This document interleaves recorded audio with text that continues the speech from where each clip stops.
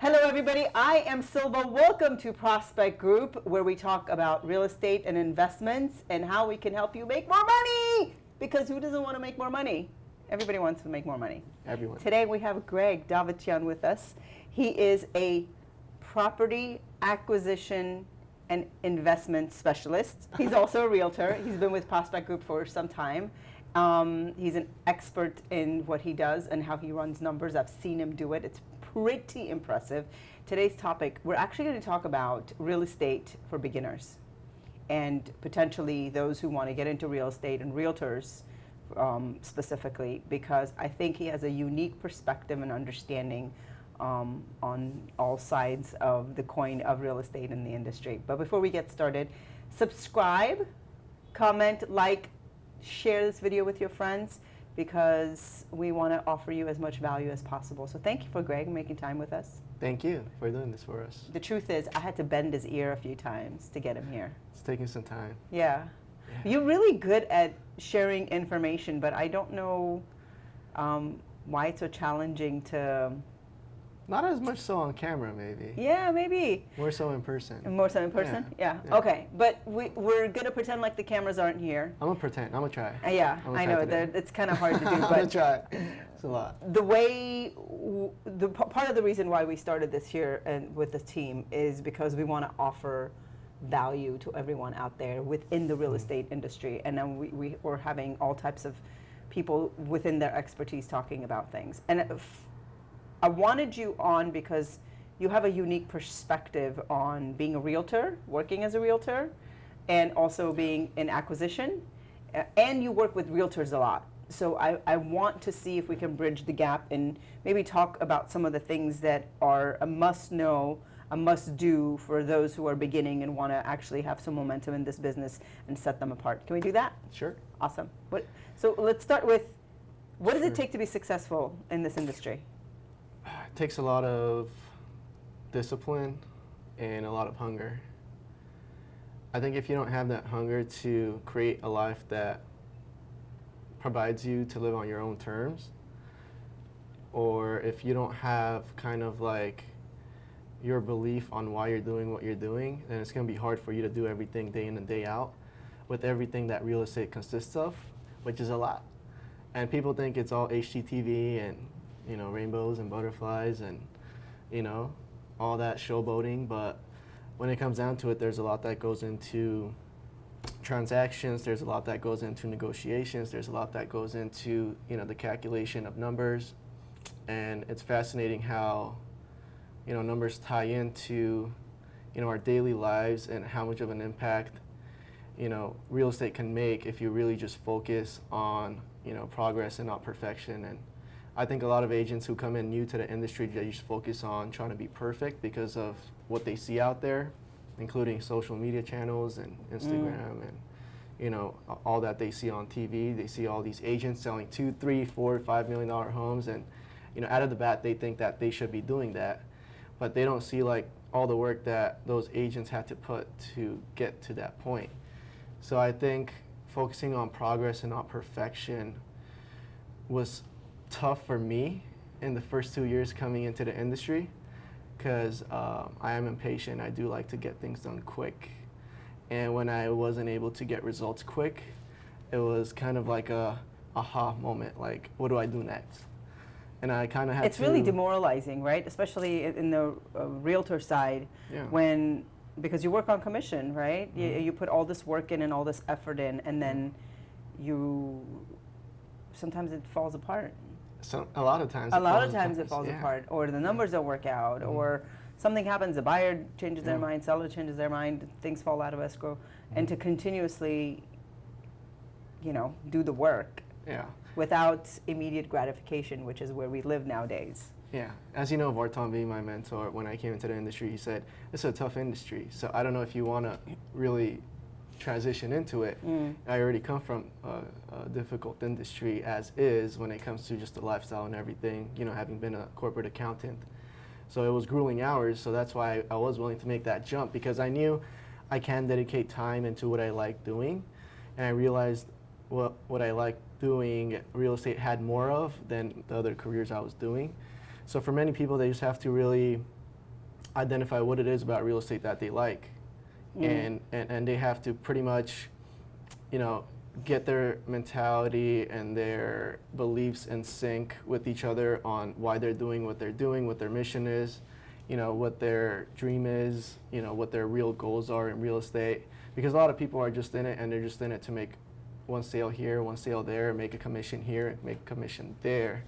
But if you're in it just to make a commission here and there, you're not really gonna make a career out of it. So I think if someone wants to make a career out of something, it takes a lot of time and it takes a lot of discipline. This is so interesting because when I was thinking about the topic and when I actually threw it out, and even when I was doing the introduction, I did not think that this conversation was going to go in the mindset space. And I think that's true for everyone who thinks of real estate, because real estate is so transactional that you automatically think that if we're going to give some tips and have conversations about how to help realtors who are just beginning to be successful, right, to help them make more money, it's not transactional help that you need, right? And it's not as skill. It's not, sorry to cut you off, but it's not as much skill as much it is mentality. Okay, talk to me about that some more. A lot of agents have the skill. A lot of agents are friendly. A lot of agents like to be helpful. You know, a lot of agents are sweet. A lot of agents are really social, you know. But there's also a lot of them that are all those, you know, characteristics that I mentioned, but at the same time they're not making many sales. So for me, you know, I'm not a popular realtor. I'm not an agent that's, you know, representing many people. I'm on the investment side, so my niche is pretty much finding investment deals for us, right? And, you know, sometimes for other investors out there who are looking for something that we could wholesale out to them if it's not a deal for us. But, you know, what I see from realtors is that, you know, I mean, I work with a lot of realtors who bring me properties. As you know, we get a lot of deals off market. You know, a lot of realtors bring me listings that, you know, they have, you know, or colleagues have. And a lot of times if they don't work out, I realize they lose a lot of drive and they don't continue sending me properties. And I realize the ones that are good agents and the agents that do make money and the agents that have made real estate their career are constantly sending me properties, even if one doesn't work out. So what does that say? You know, when one doesn't work out, many others can in the future. And a lot of people don't have that mentality because they think it's either now or never. And that blocks them from, you know, it prevents them from making future money.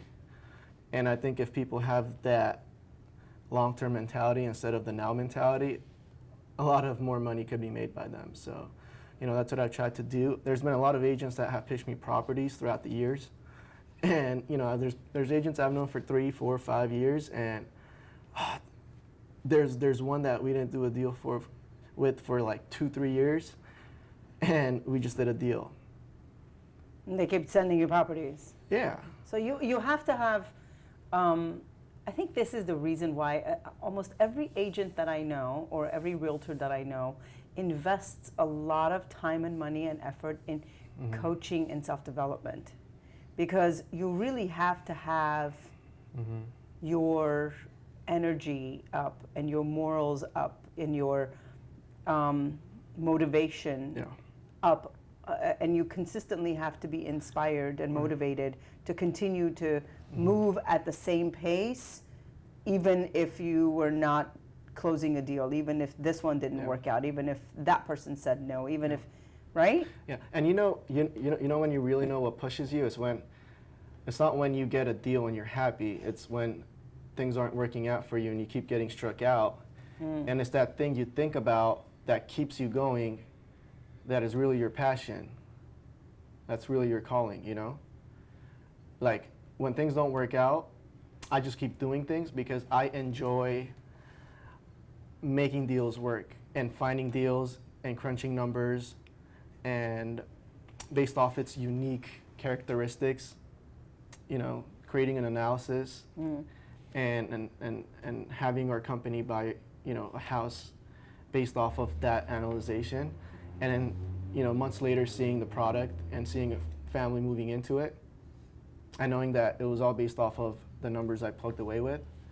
like the houses you see right here. I mean, these are all the properties that we've bought and renovated, and some are better quality pictures than others, but yeah. Yeah. And there's a lot of stories that, goes into obviously family moving in there and, all the.